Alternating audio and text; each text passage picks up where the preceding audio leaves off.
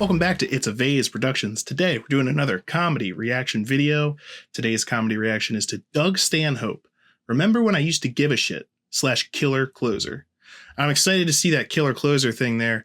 I remember when I was doing stand-up comedy, one of the first lessons that I was taught by other comedians was if you have a joke that's killing or that kills that everybody's cracking up at, and then you have another joke that you were going to close on that you're not as sure about, just close on the one, leave them laughing. If you got the best reaction out of that, you're not sure about the next joke, just leave them thinking you're the best thing ever. Just get off the stage.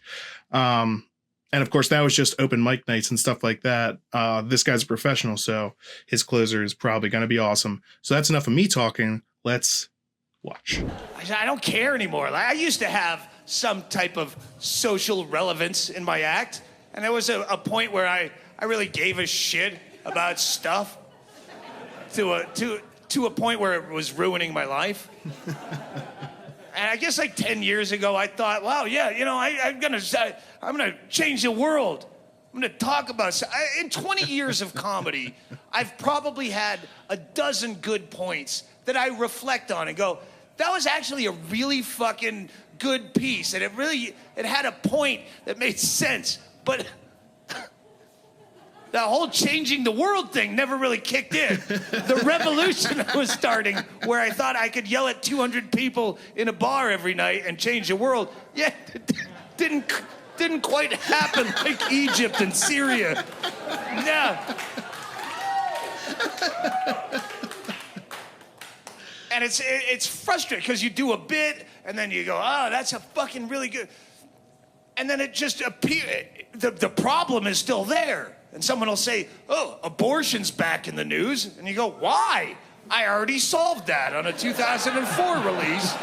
How could it possibly still exist? I've yelled at thousands of drunk people about that. Maybe I'll rewrite it and repackage it. It gets frustrating as shit where you're like, I don't care, fuck him. Fuck everyone. It's as frustrating as if you lived in a world full of starving people, where occasionally you could point out food that no one else seemed to notice for a living. Where you go on stage and you go, "Do you ever notice? There's a plate of nachos right over there." And people go, oh, he's so right. There is a plate of nachos. I never noticed that. But instead of eating them, they shove them up their noses and assholes for entertainment value and get no nutrition out of it, even though they're fucking starving to death. And it's not just the audience or the world, even my own social circle. People who fucking, Doug, you know, what you said about gay marriage, that was right on the money. Marriage itself is an antiquated institution. It has no place in a progressive society. It's nothing that anyone needs to do. I'm still getting married on Saturday, though, because Janice doesn't really, she doesn't get your act. She doesn't think you're funny. So we're getting married, but it's a really good point, though. And what you said, now one thing you said, overpopulation. You're right, Doug. You're not really funny anymore, but you're right. What you said about overpopulation, most of the world's problems are based on overpopulation. There's just too many goddamn people. We're still gonna have a baby because Janice's biological clock is ticking. And plus, we live in a gated community. It's not really overpopulation if you can afford to send it to a Montessori school, is my take. But it's right, what you're doing is a good thing, and you should keep doing it, and don't die on us. What you said about drugs, you're right on the money, Doug. Drugs, I never thought of it like that. It's a private property issue. All drugs should be legal because your body is your own private property. You own your own meat. If you own nothing else in the world, you own the fucking meat that's packing your bones. Yeah, so all drugs, yeah, it doesn't matter what it is. Drugs to fucking put a needle in your arm, tattoo yourself, pierce yourself, fucking eat cheese sandwiches, throw cheese sandwiches down your top hatch till you're so fat you have to pay for 2 seats on Southwest Airlines. That's your prerogative because you own your own meat. Do whatever you want to it. Drink yourself silly. You find something living rent-free in your uterus, evict that motherfucker. This is private property. There's no squatter's rights. Pay rent or quit. That's a good point, Doug. Drugs should be your own prerogative, whatever it is, huffing a gassy rag. That's what you want to do. Except for heroin, because that's what killed Hedberg. That's why we really need the federal government to come in and stop it. And I can't understand why I'm so fucking thirsty all the time. You're so right. You're so right. I just don't listen. I just don't listen.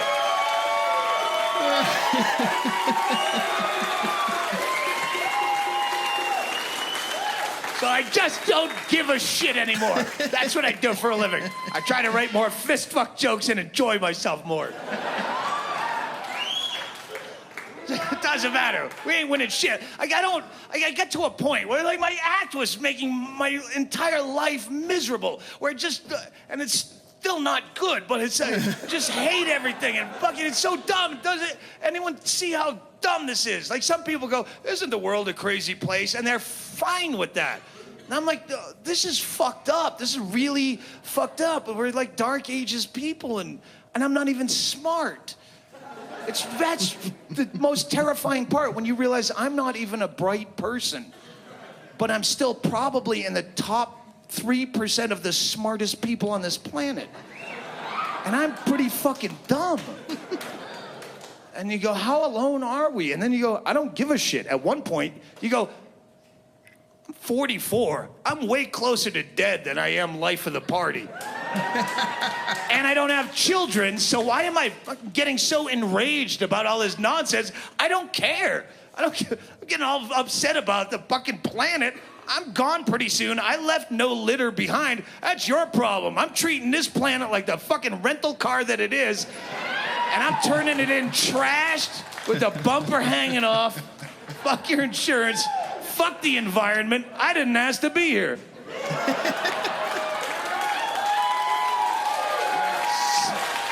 Someone created me.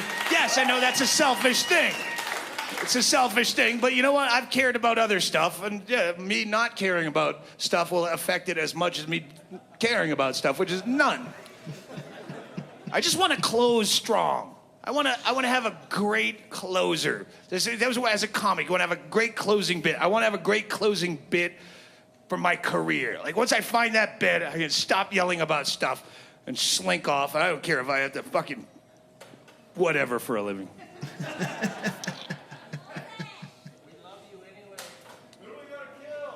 Who do you have to kill? No, the closer, the closing bit. Last year at SeaWorld, a killer whale leapt out of the tank and grabbed its trainer by the head and pulled her underwater and ate her at the end of a live performance. I don't know that it was the scheduled end of the show. But on that night, they decided to close on it. It leapt up, grabbed her ponytail, pulled her underwater, and chewed on her for quite some time. Because it's a fucking killer whale. You can't give it the hook like it's vaudeville. Like, no, they had to let it go. And I read that story with such palpable envy. Because that's everything I want to bring to stage. That story, like if I could find some parallel closing bit, I would never do comedy again. Because that's everything I want to present to an audience it's inherently hilarious, but it's got a sense of horror and it's just a horrifying, but there's an unmistakable message and justice within because first of all, you're not a killer whale trainer. You can call yourself and dress up in the spandex like a killer whale. You're not a killer whale trainer because from my limited knowledge of marine biology, killer whales come out previously trained. They're already perfect killer whales.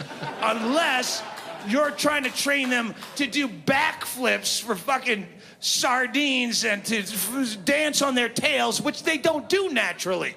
You're training them to be fucking circus monkeys, and by withholding a food source, you're not a trainer, you're a fuck with her. You fuck with killer whales. That's what you do. You take away their food until they do unnatural acts, and then you call yourself you can say, oh, no, she did a lot of hard work, and the research they did because of the SeaWorld, she could follow their mating habits and help them proliferate in the wild when they're a dwindling species. And you go, yeah, you could do that regardless without making them dance on their tails because they're starving for a fucking fish. You could have done it without fucking with them. So don't tell me they did a lot of good work because you could have done that without the fuck with them. That's like if I went to Somalia right now, worst drought in 60 years, I picked up a dozen kids that were starving to death and brought them over here to help them. But first, I paraded them out on stage for a matinee show and drug a wiener on a string till they jumped through a series of burning hoops. And then at the end, I made them present and stand and jump on their tippy toes to get the hot dog. And they go, how, ta-da! You wouldn't call me a trainer. You'd call me an asshole, and you would clap and applaud wildly when they turned on me and ate my head in front of a fucking sold-out show. And that's everything I'm jealous of when I find that in the closing bit, because that's a serious closer. That's a closer because anyone who was at that live performance will never be able to enjoy live entertainment again. Nothing will ever top what they saw, and no one can ever top their story. I was at Monterey when fucking Hendrix lit his guitar on fire, and he was on acid, and I was on acid, and everyone was on acid. Ah! Oh, yeah? Yeah. I was at SeaWorld. I was at SeaWorld last February, where I watched a killer whale chew on its trainer's head in front of a glass, in front of screaming children with their parents trying to cover their eyes, recoiling in horror, heading for the exits, but still having to stop and watch for over 35 minutes. So, yeah, no, I don't want to go see your friend Danny play flamenco guitar at the VIP lounge. I gotta go. I'll be... That was a killer closer. Even better because it's a killer way. A killer closer. Oh, man. I absolutely get what he was talking about, though. Great suggestion. Doug Stanhope is great. I can't wait to watch. There are more suggestions for more of his bits that I will be doing in the future. And man, that makes me think of my own comedy days when he was talking about wanting to change the world and stuff. I think the same thing when I watch like George Carlin and stuff like that. I'm going back and I'm watching stuff from like 20, 30, 40 years ago. And he's making such good points and such great sense. And the whole audience is listening. They're going, yeah, woo. And then you look at like today and it's like, did you not listen? Where was the point where you actually listen? So Doug Stanhope absolutely nailed that. And if anyone's interested, I do still have some of my own stand-up comedy bits recorded. If I see in the comments that people want to see them, maybe I'll throw up some of those for you to enjoy. But yeah, this is another great suggestion. Keep them coming.